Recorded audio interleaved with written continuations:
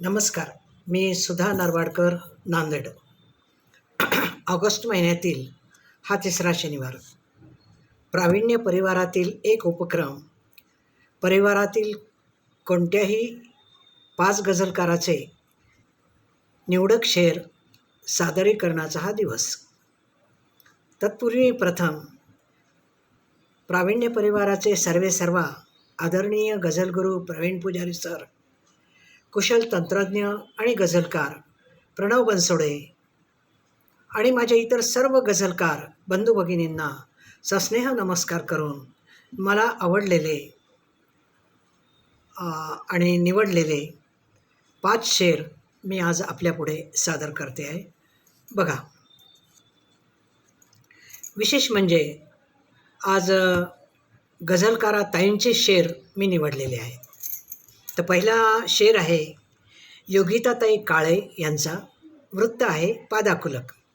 त्या म्हणतात, बाईमध्ये आई बघतो तोच म्हणावा मर्द खरोखर.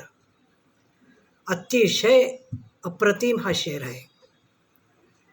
आजच्या काळामध्ये सर्व समाजाला मार्गदर्शक, प्रेरणादायी असा हा शेर आहे की खरा नर, खरा पुरुष त्यालाच म्हणावं जो परस्त्रीमध्ये आई बघतो. आज वातावरण तर किती गढूळ झालेलं आहे, आपण बघतोच आहोत. परंतु शेर मात्र हा अतिशय सर्वांना शहाणपण शिकवणारा आहे, स्वतःची जाणीव करून देणार आहे. सुंदर.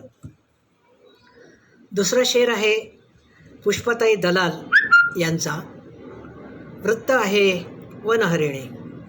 त्या म्हणतात, फिरून येते चैत्र पालवी सार मनाचे सांगत असते. फिरून येते चैत्र पालवी सार मनाचे सांगत असते. राखे मधुनी फिनिक्स मादी उंच भरारी मारत असते. कालाचं चक्र चालूच असतं. उन्हाळ्यानंतर पावसाळा आहे, रात्रीमागून दिवस आहे, अंधारामागून प्रकाश आहे. हे सर्व बदल घडतच असतात. एकच एक स्थिती कायम नसते आणि आहे त्या परिस्थितीतूनही अगदी उत्तुंग झेप घेणं हेच महत्त्वाचं आहे. असाच जीवनाचं सार ताईंनी या शेरामधून मांडले आहे. तिसरा शेर आहे कदम नीलिमाताई यांचा. वृत्त आहे लवंगलता. काय म्हणतात बघूया. खूप पाहिले खूप राहिले बंधनात मी नकोत आता तंटे. खूप राहिले बंधनात मी नकोत आता तंटे. जरा जगू द्या मला मोकळे. जरा जगू द्या मला मोकळे मनासारखे माझ्या. हा शेरही असा अनेक अर्थांनी युक्त असा आहे. घरातले तंटे, पतीपत्नीमधले तंटे, पालकांमधले तंटे, समाजामधले तंटे, मनातलाही तंटा. तर या सगळ्या तंट्याचा, भांडणाचा, विरोध करण्याचा ताईला आता खूप कंटाळा आलेला आहे. आणि मुक्तपणे पंछी बनो उडती फिरू मस्त गगन में अशा प्रकारचं जीवन जगण्याची ताईंची इच्छा या शेरातून व्यक्त झाली आहे. सुंदर. चौथा शेर आहे दीपलक्ष्मीताई वडापूरकर यांचा. वृत्त आहे हरिभगिनी. त्या म्हणतात, सुखदुःखाचे गीत गुंफले शब्द जोडूनी आयुष्या. सुखदुःखाचे गीत गुंफले शब्द जोडूनी आयुष्या. व्यक्त व्हायला माय मराठी सहज वाटली लिहिताना. पुन्हा फार सुंदर संदेश ताईंनी या शेरातून दिलेला आहे. अलीकडे आपलीच मायभाषा, तिच्याकडे आपलं दुर्लक्ष होत आहे. पण ती मायबोली आहे, मातृभाषा आहे. तिचा उत्कर्ष करणं, अभिजात दर्जा तिला प्राप्त झालेला आहे, तो खऱ्या अर्थानं तिला मिळवून देणं हे प्रत्येक मराठी मानवाचं कर्तव्य आहे.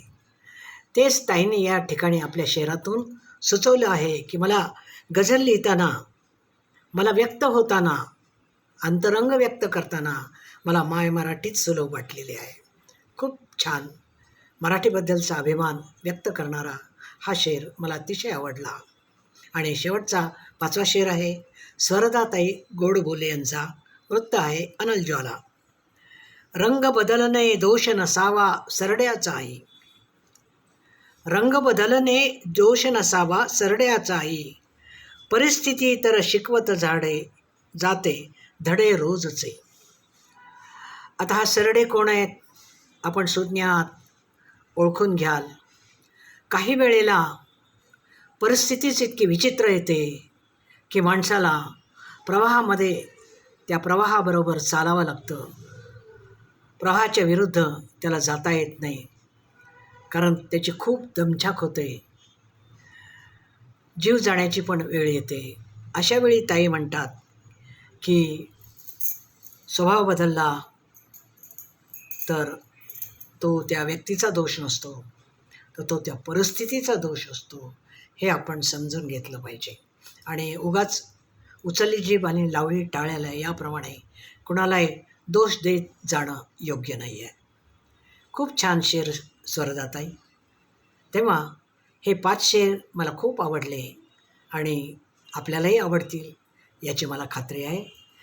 तर सर्वांचे पुन्हा या ताई लोकांचे अभिनंदन करून मी रजा घेते.